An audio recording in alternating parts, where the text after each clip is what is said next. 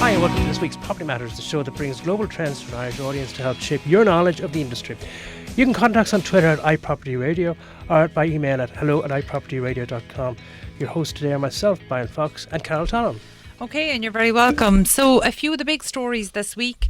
According to the Irish Times this week, 1 in 6 mortgage holders are switching providers.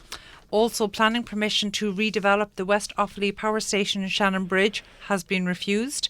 And earlier today, RTE reported that international investors are spending $2 billion on multi-family housing in Dublin between 2014 and 2018. So this report was based on figures from CBRE. Apparently, apartment blocks are the most common type of these residential portfolios. Interestingly, CBRE advised that at the moment, multi-family housing is the second largest sector for real estate investment in Europe, with the potential to become the more dominant sector. Well, according to an article in The Independent, that's the Irish Independent, broadcaster Pat Kenny and his wife Kathy have lost their battle against apartments being built on a site beside their Dalkey home. That's been going on for quite some time. It follows on board Bhriain's surprise decision to give Richard Barrett's Bartra Capital Property planning permission for 18 apartments and 6 houses on the 1.4 acre site. Bartra Capital had originally sought permission for 19 apartments and 7 houses. The appeals board has given the scaled down plan to go ahead in spite of strong opposition by the Kennys and other locals. The board's own inspector also recommended the planning permission be refused. The ruling by the appeals board also overruns a decision by Dún Laoghaire Down County Council to refuse planning permission for the contentious plan. Carl? Well, you surprised? Actually, I am surprised, but I'm also, I think this is the right decision, but I'm surprised that the right decision was made. This is something we've covered a number of times now on the show, and it was a project that was wholly appropriate for the site, and the site was in an area that greater density is needed, and in fact the only thing that derailed this project was local opposition, and this was a massive case of NIMBYism, so it's definitely one that I've been quite outspoken about, that was inappropriate in terms of, I'm not even going to say the public consultation, actually the public outrage that somebody would deign to build a development on a site overlooking the sea. And from what it's worth, I think this was 100% the right decision by An Bord Pleanála. I'm just really annoyed on behalf of Bartra that they had to face these kind of delays. These delays to another developer might have made this development unviable. So do you think then that An Bord Pleanála will be more aware of the NIMBYism argument when it comes to future situations like this? I think they're already aware of it, so I'm hoping this sends a very clear message to the communities that there's only, with all of the resources and wealth to throw at this, that it's still not going to be allowed to derail a project in an area where housing is badly needed. Very interesting. Okay. All right. Well, let's our first guest here this afternoon, or this evening, should I say, is Dr. Houssem Jerbi. Have I pronounced that correctly? Yes, Houssem. Houssem. And you are you're in SmartPMO, yes. Correct? Tell us about SmartPMO. So SmartPMO, first of all, thanks for having me. I'm really delighted to be here with you today. SmartPMO is a technology company with an artificial intelligence platform applied to project management. So it helps project stakeholders, executives and decision makers to optimize the performance and productivity of their project portfolio and minimize the risk. Very good. Now, you might just explain what that means, say, for on a day-to-day project, construction project. You might just explain exactly what your technology does. Yes. So basically, most of the capital projects are complex. So typically, if you look at the major capital projects at their Gantt chart, you will find hundreds of thousands of tasks and activities, and every task, when you do it many times, it will be different. And we are relying currently on human intelligence to actually cope with this challenge, which is beyond human comprehension. So what we really do is try to apply artificial intelligence to leverage the collective intelligence by looking at the past projects experience, historical projects, etc. Try to learn lessons from these experience, apply to the current projects to actually deliver better. Okay, and when you talk about this learning from past experiences or past projects, does that have to be past projects of that particular developer or project owner? Or is there a data sharing element here? Yes, there is, definitely, yes. So basically, artificial intelligence will look at data with repeatable patterns, and whether these patterns exist within the projects or the data of the same developer or a developer from the same sector, a different developer, that will still work. And currently what we do, we try to build a database of projects across different developers and even different industry sectors, and try to extract intelligence and common patterns within this database to serve any project within any portfolio. Okay, and given your academic background in artificial intelligence, what drew you to the construction industry? Like, what particular problems did you identify there? Yes, a good question. Basically, I was in the AI sector for almost 13 years. I have worked in different industry sectors, but I haven't seen really a deep exploration of AI potential into construction. But then looking at the typical problems that the construction companies are experiencing, it's all about risk. Projects are delayed, complexity of projects, and then you cannot really find or spot any type of risk because human intelligence, it's limited. But then if you look at the other side of what AI can offer to the other sectors like healthcare, automotive, financial services, etc. So AI will spot or detect patterns in the data that's not that straightforward for humans. It can automate tasks. It can perform computational tasks more accurately than what a human can do. And if we actually take all these benefits of AI and apply them to the problems experienced by construction companies, we see that these are a good scenario for AI. Okay. What sort of stage are you at then in terms of introducing AI to the construction industry? Yeah, so we've got a working platform that actually pull data from the major project management software. It will pull it into our platform and then provide different intelligent features on the top of any project management practice. Because AI in itself is its infancy at the moment, isn't it? I mean, are there many people using AI in this country at the moment in construction? In construction, no, not really. There are some using AI for different areas in construction. For example, if you wanna report on project progress, this is a boring task that project managers and engineers don't want to do. So there are some companies that will set up cameras that will take pictures of the status of the different assets on the construction site, and then they will do some image processing to actually report in real time the project progress. There are a couple of applications, but not really in project management. And how aware are they? Are people in project management aware of the use of AI, particularly in this country? Not really. When I have been speaking to different companies here in Ireland, whether it's in the construction sector or other sectors, so many people find this as a very appealing idea, but there is no really a high adoption currently because there is a lack of technology because AI haven't been really explored into the project management area.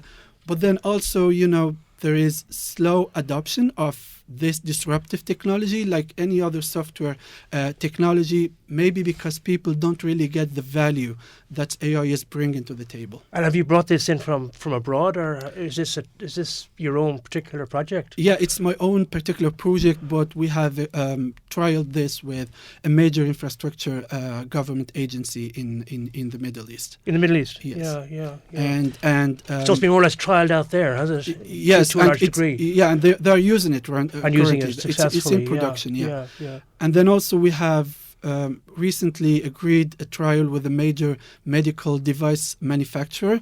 They're going to use this not for their capital projects, but for their enterprise excellence and their product innovation projects. Okay, that's an interesting one, isn't it? Bhriain, if I asked you what is the biggest capital project, state project, build a project that's gone very badly wrong, what would come to No, mind? I suppose the Children's Hospital is the one that comes to mind. Yeah, absolutely. So, I know this is probably an unfair question to ask, but I presume you're aware of that project. So, just on the outside knowledge that any of us would have, how might your solution be applied to a project that massive, that involves so many different players? Yes, so first it could be applied before construction with a more accurate planning for the project, because one of the major problems with the New Children's Hospital was about pricing, okay? And then during the project, it will listen to many more signals and parameters, like the economic, variables like changing of prices, etc., to actually in real time try to spot risks that might happen, so the decision makers and the project owners can react to these risks. They have a lead time to react to these risks. Okay, so when you talk about risk, would that be, maybe changes in terms of construction costs, or maybe what, say, the impact of a hard Brexit might have, or Yes. a change in regulatory? Yeah, absolutely. Yeah, so the risk could be an entity, like there is a contractor who is a high risk, subcontractor, project manager who is a high risk, or it could be an event, like, for example, Brexit or any other economic event. Yeah, let's go back to that. So you can rate contractors on their risk. How does that work? Of course. So basically what we do, we listen to all the signals into the data, whether it's the project progress, the cost, the behavior of this contractor across different areas within the project. And then we try to compare it to the behavior of other contractors that are working on similar projects, to actually try to benchmark through AI what's the normal behavior could be. Then we group all these contractors into different groups with similar behavior, and then we look at the same group and we identify those who are outside the box, if you want. Okay, that would be quite a game changer in terms of for tendering and for public procurement processes. Can you maybe just explain, on what categories? So, what would be the criteria there that contractors might be rated on? Well, for benchmarking. Yes. So basically, our machine learning model for this specific area, it technically use around 47 different criteria. But then, if you look at the raw data, like the type of parameters we are getting from project managers and the project owners, etc., it will comes down maybe to 11 to 12 different parameters. They're all about, for example, the progress of his. So the speed of delivery, the speed and the actual the delivery performance. Is he delivering as per the plan? Okay. And then the cost behavior. And then also the cost behavior now would be what? How would you determine cost behavior? Behavior of how the raw materials cost, how much they cost and so forth? Yeah, and someone he would charge you more than what's in the contract for a specific period, because he ended up doing more work than what was expected. And I could imagine contractors might be a little nervous about this. Yes. We don't want to get them nervous now, because our platform serves contractors as well. Because you got a lot of private contractors as well. Then you got a lot of subcontracting going on as well. Yes. So it would be very difficult, surely, to monitor that type of activity, that type of behavior. Well, that's actually the power of AI, right? Because you're not talking to a human who has, a limited potential and power. AI can monitor thousands, millions of different metrics into millions of different dimensions, and it can combine all these signals together and find out where the risk source is. If you are a human who is, manually trying to spot risks, we are programmed to work on one unique dimension. You will be looking at the cost. Okay, that's good. Then you move to another dimension. But what AI do, there might be no risk for a specific dimension, but when you bring different dimensions together, they all present a risk. Very good. See, AI is an area that fascinates me, because I know that logically we're exposed to up to 2 million bits of information in any given moment, but our limited brains and and processing capacities can only take in 6 or 7 per moment. So 6 or 7 out of the potential 2 million bits that we're exposed to, even in this room, means that actually a human couldn't possibly take in everything that AI could. But is there a risk with that? Is there a risk with implementing the AI? Yes, of course, there is a risk. One of the risks is data standardization. So basically, unlike other sectors, construction and capital projects in general are not standard. So there is no standard frameworks, for example, for project schedule or project data sheets, etc. And so you first need really to get the data to a standard level, so you can then use it to extract intelligence. But the good news is AI and machine learning, they are good at finding patterns within even irregular data and non-standard data. And we were talking to some clients, and the message we had was there shouldn't be standard patterns into this data, because our schedules across the different projects, they're all different. But we actually did some research and development work on machine learning, and we came up with an algorithm that still was able to generate standard patterns within schedules from different projects across different portfolios, thanks to AI. The other, I think the big risk for the adoption of AI or the implementation of AI in capital projects and construction in particular, it's the adoption. So, like any disruptive technology, changing cultures and the ways of working is hard, especially when people don't really see and perceive the value you're bringing to the table. Yeah, and I would imagine that is a challenge. So say for our listeners here, our listeners are across the planning, construction and property industries.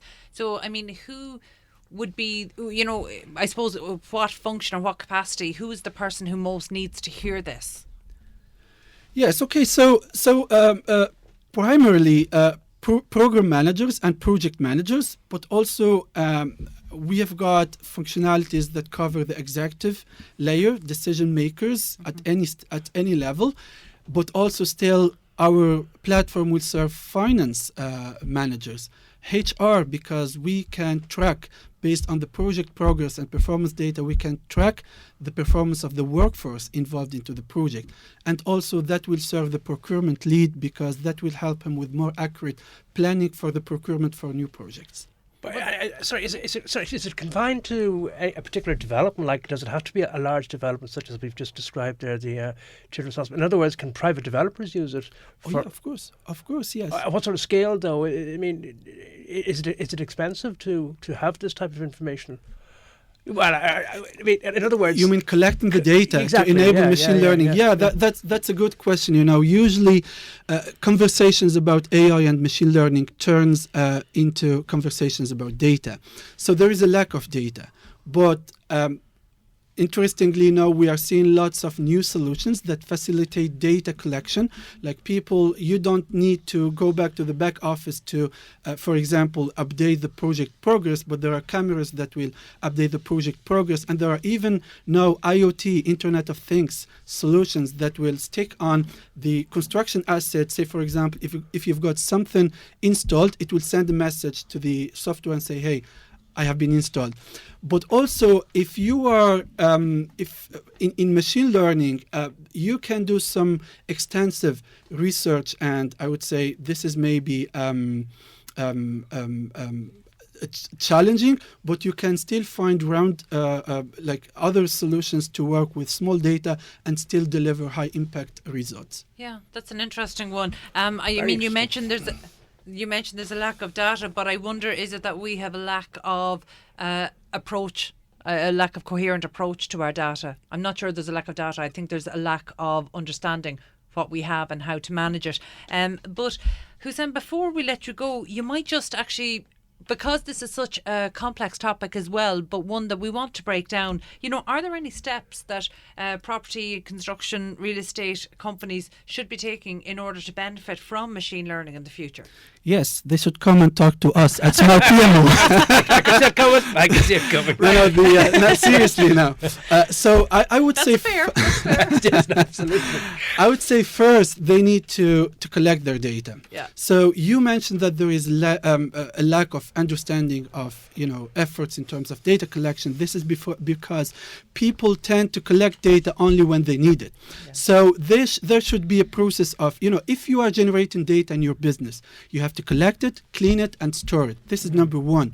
Number two, it's about finding the right use case. Okay, so don't make artificial intelligence a solution looking for a problem. You have to start by finding your pain point, finding the right use case for this, and then try to apply AI to resolve this use case. Okay, that's very helpful. Listen, tell us again your website so we know where to find you. So our website, SmartPMO,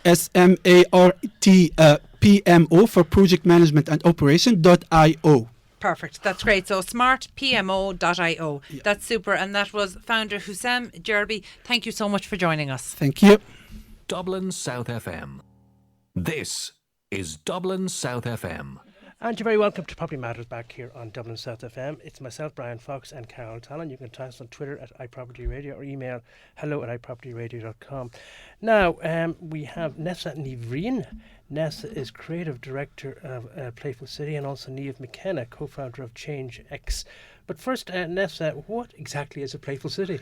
Well, Playful City is a not-for-profit, Ireland's first not-for-profit focused on creating more livable cities, if you like. So I guess it came from a realisation that there's a lot of public spaces within our cities that aren't, we felt, being used in the way we'd like. So we kind of saw public spaces as places that should be really enjoyed by all generations, from children to people in their 20s, 30s, families, to older people.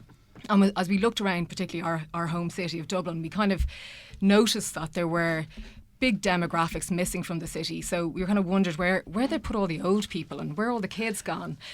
And from that grew this idea of a Playful City, which is a vision of a city where spaces in a city, so like if you like the unloved, unwanted places like laneways and small green urban areas are reimagined as places for communities. So intergenerational play spaces, if you like, where it doesn't necessarily have to be a playground. And that's one thing that we, that's where you often find families these days, is kind of in the corners of parks behind fences, because that's where they design for kids. And just to say, an awful lot of those playgrounds aren't actually designed for the adults that have to be there with the kids as well. That's very true. Very true. So we wanted to bring, families back into the fabric of the city and bring older people back into the fabric of the city. And the only way we saw that could be done is if you start advocating for designing those spaces with all members of the community not only involved in the process, so they feel ownership of the space, but where they can all use it. So if you can imagine... Cities did have a very negative living aspect to it back in the last decade or so. And it's only now, I think, that there's a sort of look at the whole aspect of living in cities again.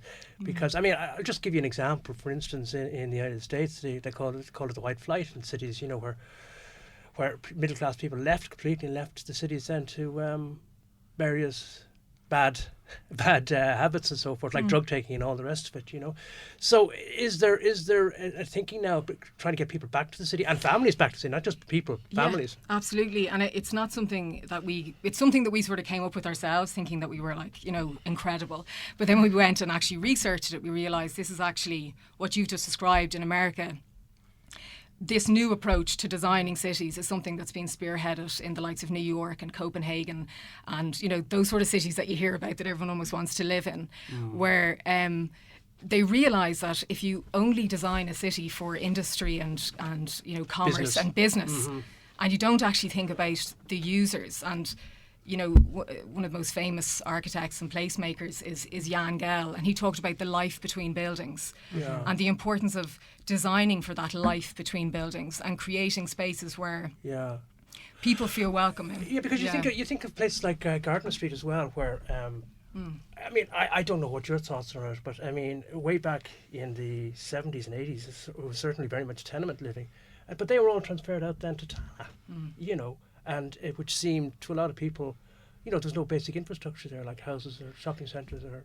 I think this is a placemaking. It's like this placemaking circular that's happened where we learn from the mistakes of generations past, and then we seem to look several generations back to see, okay, well, what actually were we doing well? And Jan Gell would actually be a real advocate for that. In fact, you know, he's one of the few placemakers who understands that actually, you know, everything on a city should happen on the ground level, and then you live above it. So, you know, it's all activity, none of this separation like we have. But this is a great time, Niamh, to bring you in to show how ChangeX works here.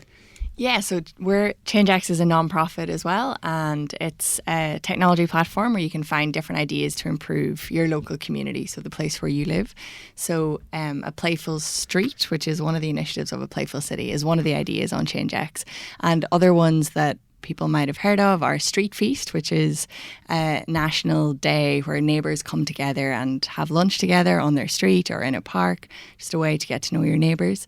Do you know, I knew ChangeX sounded familiar, and that's why we actually signed up to do that in our estate last year. That's actually how I was wondering how I came across. That's actually how. Fantastic. It's actually very funny, because I was just remarking myself the other day on the fact that there are very few block parties in Dublin City. Yeah, I guess Street Feast is the Irish answer to block parties. Yeah, with that type of street atmosphere. Yeah, people just coming together. So that happened back in May. How many years has that been running? Or was Street Feast actually celebrated its 10th year this year. Yeah. Is it mainly happening in urban areas? And by that I mean as in the cities, but not maybe the towns? Because I think there's been a huge move over the past number of years to increase the livability of cities. So you've got families who are living there and are now, you know, are aware that they're going to be living there for a long time. So they've actually really embraced it. I think it's become much more child friendly.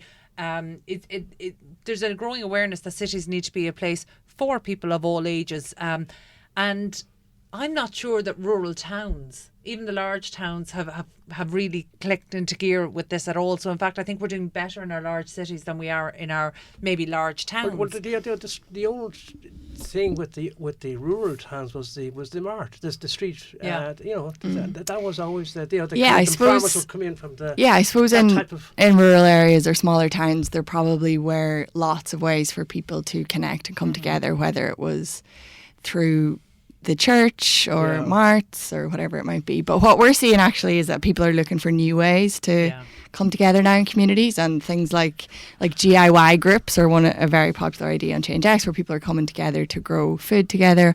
Or Repair Cafe is an idea that's really, it originates in the Netherlands. Repair Cafe, yeah. So it's people coming together to fix things instead of throwing them away. Now, let me ask you just one question, because you've picked on you've just said something that's very important, Niamh, and that is that a lot of people that are sort of prominent people in the countryside and in rural towns are really bemoaning the fact that their towns are losing people left, right, and centre, and that the very heart of towns and villages around the country are being lost. Yeah, I think. Like people, that is definitely happening. Although a lot of people you speak to in rural Ireland would say that it's kind of, that narrative is a bit overplayed. There's another idea on ChangeX called Grow Remote, and it's a network of. That's an amazing concept. Yeah, of people who work remotely, connecting in like towns and villages across Ireland, and they're sharing remote working opportunities. They're coming together in person because they might. Like there was a group in Castlebar, which is, you know, a mid-sized Irish town, where you wouldn't expect that there'd be that many people working remotely. But the guy who set it up, within a week, had like 75 people join his group that were all in or around Castlebar, and now they have a thriving group there.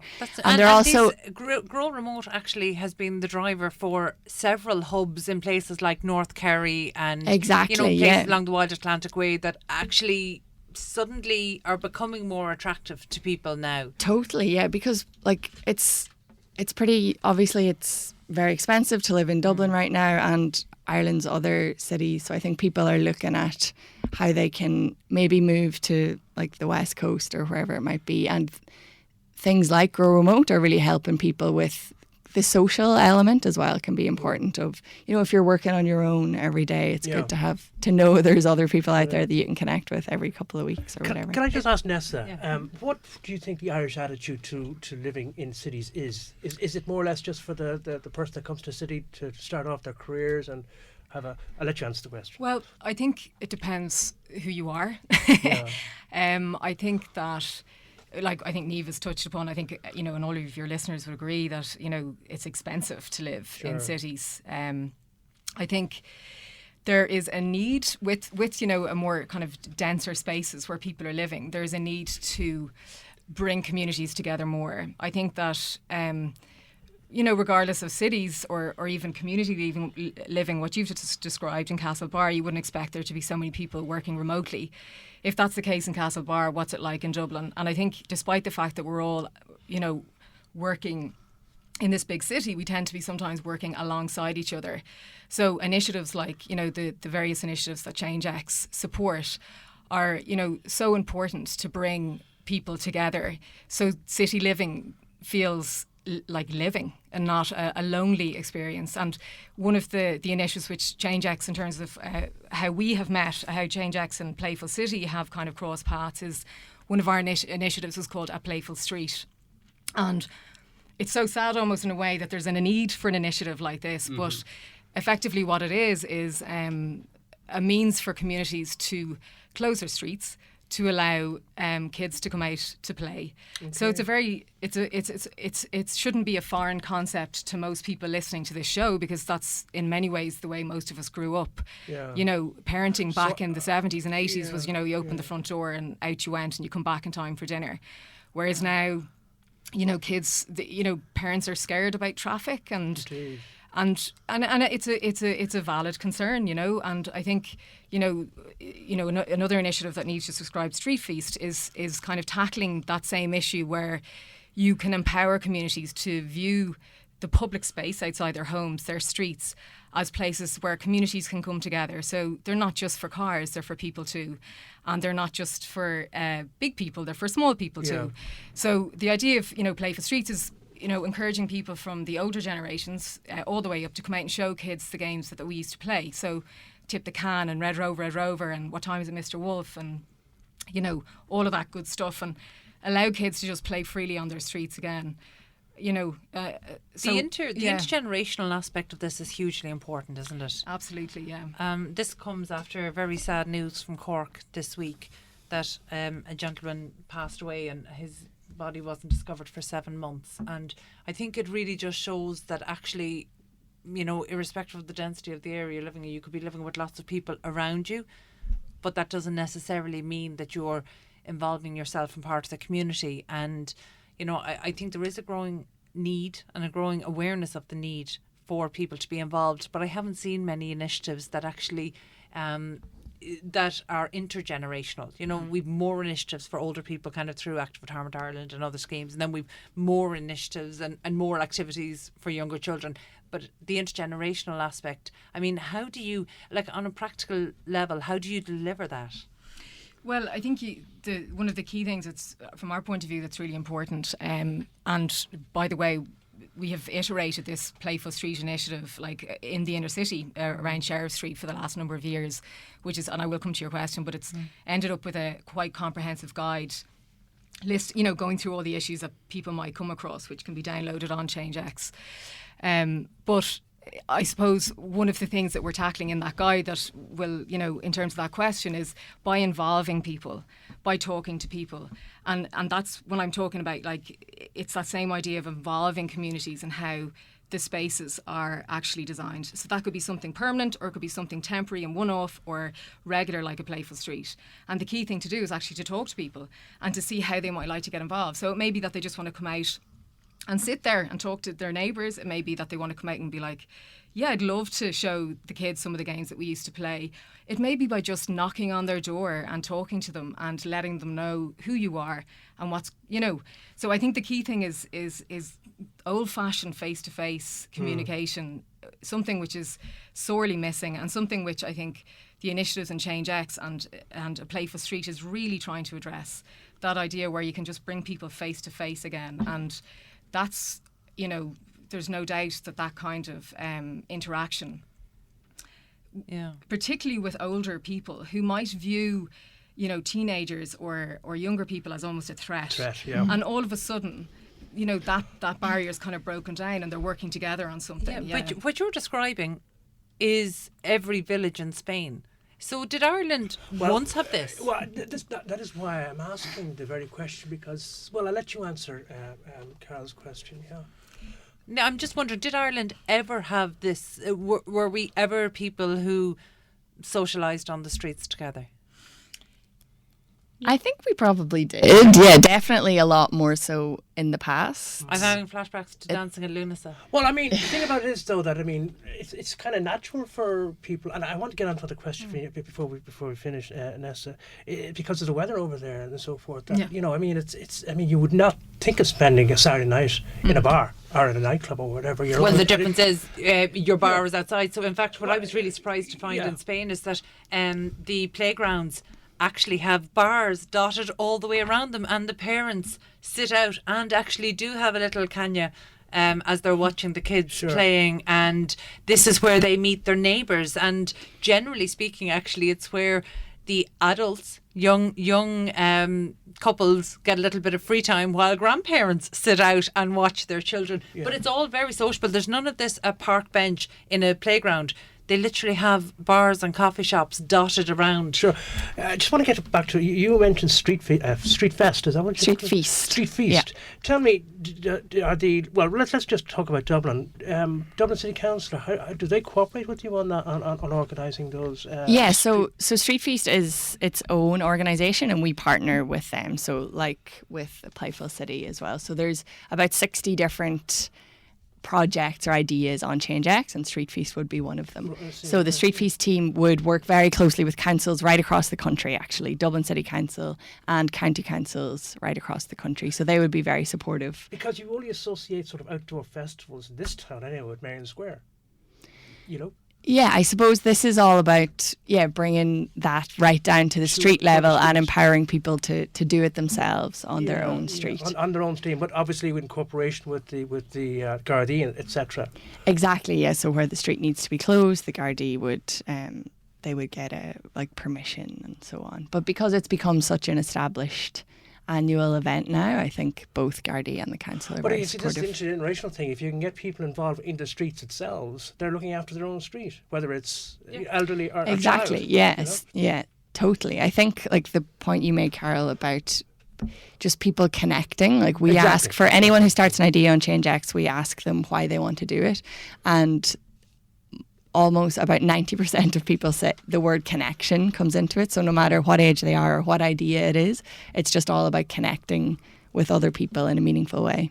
Yeah, that's amazing. Niamh, look, you might just tell people where they can find, because there's so much more information on your website, much more than we could possibly cover today. You might just tell people the website so they can find you. It's changex.org, and on there you'll also find A Playful City, and you can download the toolkit and click start and host your own on your street. Excellent. And Neasa will be able to find details of A Playful City on that?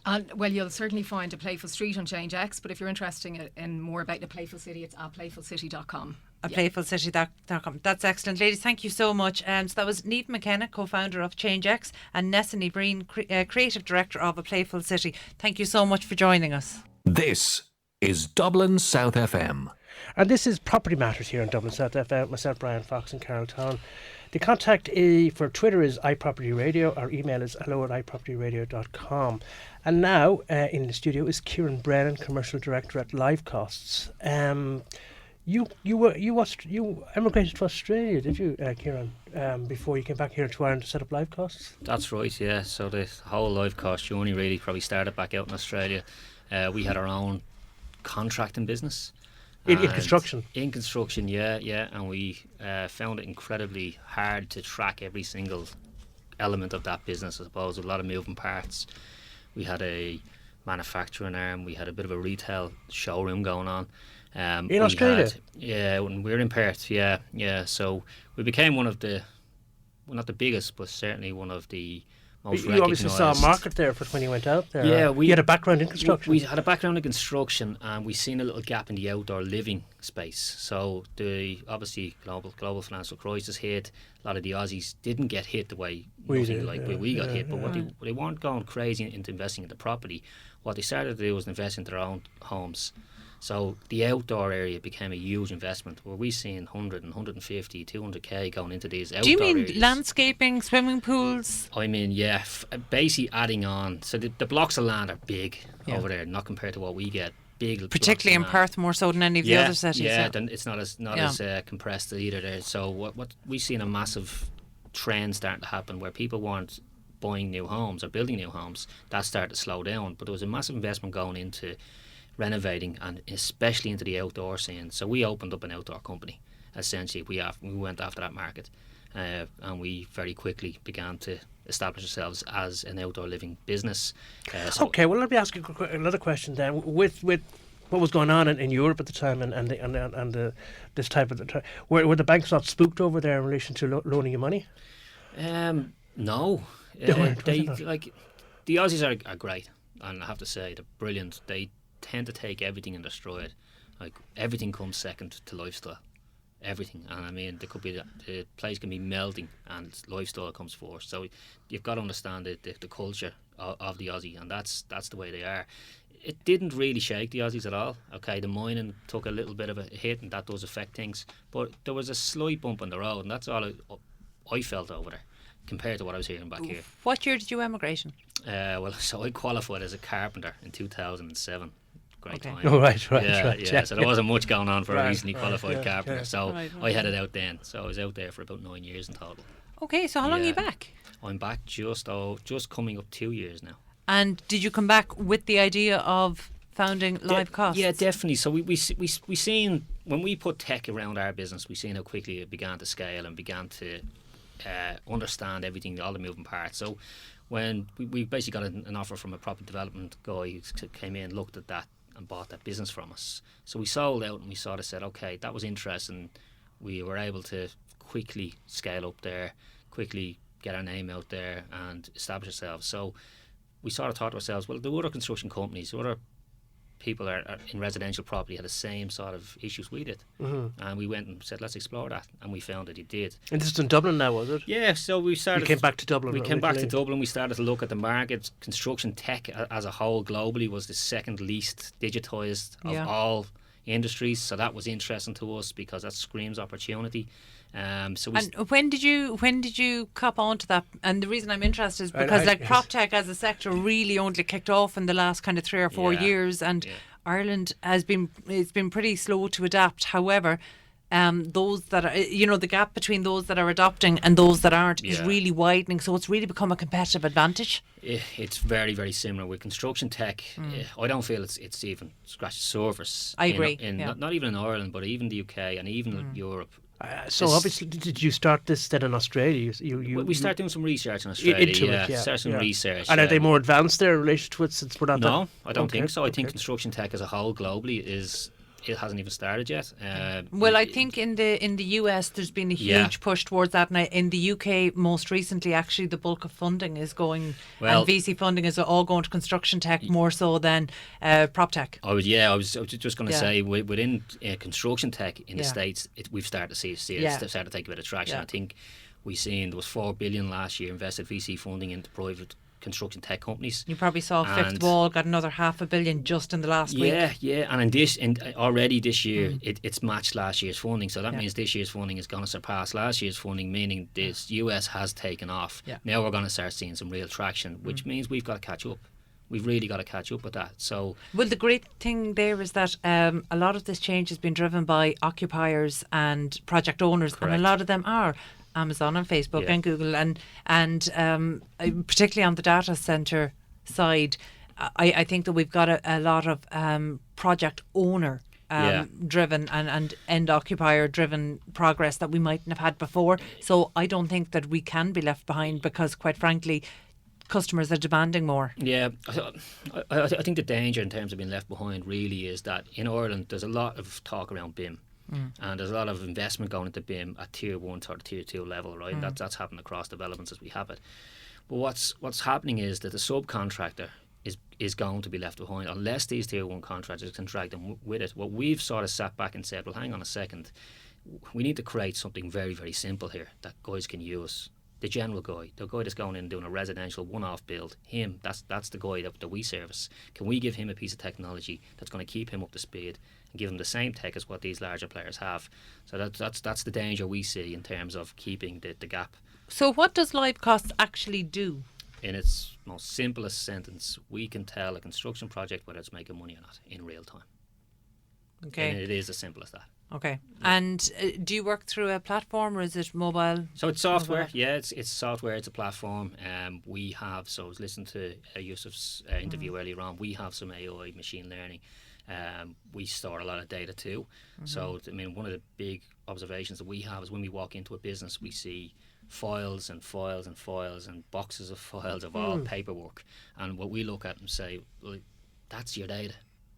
That is your cost data. On them shelves there's your cost data. You just don't have visibility of it. So what we do is every single cost that pours into the business, we capture it and we learn from it. As simple as that. So if, for example, if we take an invoice from your local supplier and we pop it and we store it, every time that line item comes in there, we'll tell you whether that's fluctuating in price. That's a manual process. We can. So you're basically using AI then, basically, aren't you? Exactly. Right. Yeah, exactly. Right. As the first. Are you capturing data then, obviously from users, that data that isn't being captured by anybody else, really? If you're talking about the individual guys going out on site. Yeah. See, I mean, the thing is, they are capturing the data. They just don't do anything with it. So they take an invoice in and they essentially will say, okay, first of all, did we get this material delivered? Okay, we got some of it delivered. We'll pay some of that bill, and then the invoice gets paid and it gets stored. And nobody looks back at the price. But nobody's looking back. There's no one trying to learn from that data, and that's your data. Well, that's probably why it's all going out. Running costs are running so high. Exactly right, and the next problem is why costs are running so high is that they don't have the visibility of it in real time. So what happens is stuff starts to hit the fan, and we say we better stop and have a look and see where we're at. Then we've got to gather all the costs. That can take sometimes a week, right? And now we've realised that we're going to have a budget. So what we've looked at is these problems, say, well, how can we give them the actual data that's happening in real time so they can make decisions as it's happening? We would have approached this in a very different format. I came across a theory very early called the Golden Triangle, which was all about people, process and technology has got to come last. You've got to understand what people are doing today, the problems they have, the process they're taking, and then if there's technology. So we didn't look at AI, machine learning, and say, let's build some solutions around that. We sort of understood, because we are the person, we are the customer, we've been there, we've done that, we've served in the trenches with them guys. We understand it. We then had to look at the processes that they're working on, the problems they had, and then the best solution to that was around. You'd go to a developer then, would you, who's maybe having a problem with development and running over costs and so forth, and eating into his profits, and advise or look at what's going wrong. Yeah, well, is it more on the contractor or the? It's more the The contractor. It's more the guy that's purchasing material. The guys, is our guy from a development point of view, and we have engaged with the developers. They like the dashboard type of thing where they can see visibility. They're tracking this somehow in Excel, but they like the fact that we can give them. I presume we can generate reports then instantly. Yeah. Well, your reports are sitting on your dashboard. Yeah. So you can log in from your phone, you can log in wherever you want to be, and you can see what's going on within that project within real time. How has this been received by the industry? Good. So we played with some other tech before that around the payment side of things, and we found it difficult to keep the contractors on board. Really? And what we found, as in what, they'd download the app, use it once, and delete it. They'd use it a few times. They'd forget about it. We'd remind them. They'd go back on. But that's the general usage of every app. That's not absolutely. Facebook. Yeah, absolutely. But what we found where we started to get some traction, a bit of stickiness, was really that if I jump off LiveCosts and the next invoice comes in, I'm not sure exactly whether I paid over the odds on that unless I manually check it. So now we're saving the money. So that was a big change for us. Whereas every single invoice that pours into your business now, we're analysing that, and we can tell you whether you've overpaid on that particular line item, not even the whole invoice, but down to the line item. So that was a big change for us, and people started to look at it and say, well, can I actually do without it? Yeah. Well, particularly if you're talking about subcontractors who are self-employed, who actually have to deal with the regulatory side of everything and compliance on top of going out and doing their day job. Yeah. I mean, the thing about our general customer they're generally within the residential space. Yeah. And they're employing someone in the office to do this for them. That's the key point. Is somebody in the office is looking at these costs, is analysing them, and is putting them somewhere, and we automate that process and just make it a bit easier. Yeah, and as an innovative business, a company and startup, you've really been recognised among the best. You know, I saw that you won Ireland's Best Young Entrepreneur for Fingal, and then for Dublin. Yeah. And I believe there's competition coming up in September. Yeah, we're in. That was a surprise, to be honest with you. The competition was pretty fierce. I wasn't expecting to get in that, just for the stage of business we were at. In Fingal alone, the competition was brilliant. Was it really? So we wouldn't, just for the stage of business that we were at, we would have thought there was some guys in there that would have been a bit ahead of us. It's a huge achievement. Yeah, no, we it was great. And then the Dublin one was great as well, and now we're down to the last 8 in Google in September. So Best of luck. No, happy with that. So, best of luck. You then you're out of hands-on construction as such then. Completely off the tools. Completely off the tools. As So, they say, do you not find that frustrating as a craftsman yourself, a craftsman? Not really, carpenter? because I suppose what I get to do is I get to look at hundreds of projects at a time, rather than looking at one particular project and going on. We would have done a bit of site form and stuff, a bit of project manager stuff. You're generally stuck on that project. It could be 12 months. But what I'm getting to do is look at these range of projects and all the different projects that are going on, all the different problems that are on them projects. So I'm enjoying it, to be honest with you. Yeah, and we're starting to look at the different areas now, the UK, Australia, into the States. So that'll become a global vision as well, which is great. So is that the natural next step?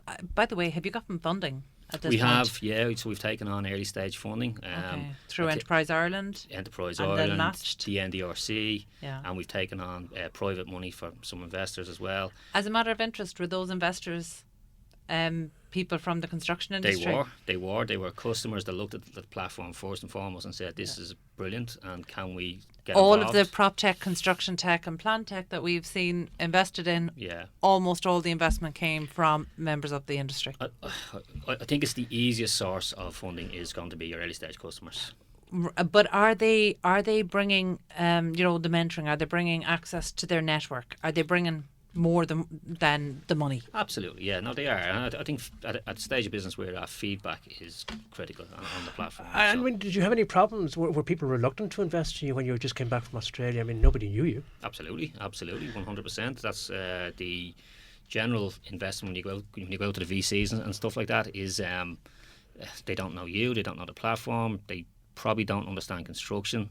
You're going in there trying to sell them a vision that they don't fully understand. So, as I say, your best source of funding, I find, is going to come from your early stage customers who actually see the platform, understand the problem, and understand that this could solve it for a lot more companies, I suppose, would be the best way to put that. Yeah. Look, we know that this is the next step. So tell me, for people who want to get in contact with you, if they aren't already familiar with using the app, where can they find it? So the website is LiveCosts.com, and if they want to touch base with myself directly, Ciaran Brennan on LinkedIn and Ciaran at LiveCosts.com. That's excellent. Thank you so much. That was Ciaran Brennan, Commercial Director of LiveCosts. Thank you so much for being with us, and also I want to thank our previous guests today. It's been a busy show with placemaking and project management tools and learning about AI. It's been an education for all of us. So again, thank you to all of our guests in studio tonight. I also want to thank our producer Katie Talon, who actually has ducked out of the studio and left us high and dry tonight, but we'll thank her for her contributions to date. And also to Shane Flynn, who's on sound. Up next is Bowl of Soul, but from Brian Fox and myself, Carol Talon. That's it for us on Property Matters, and we'll see you again next week.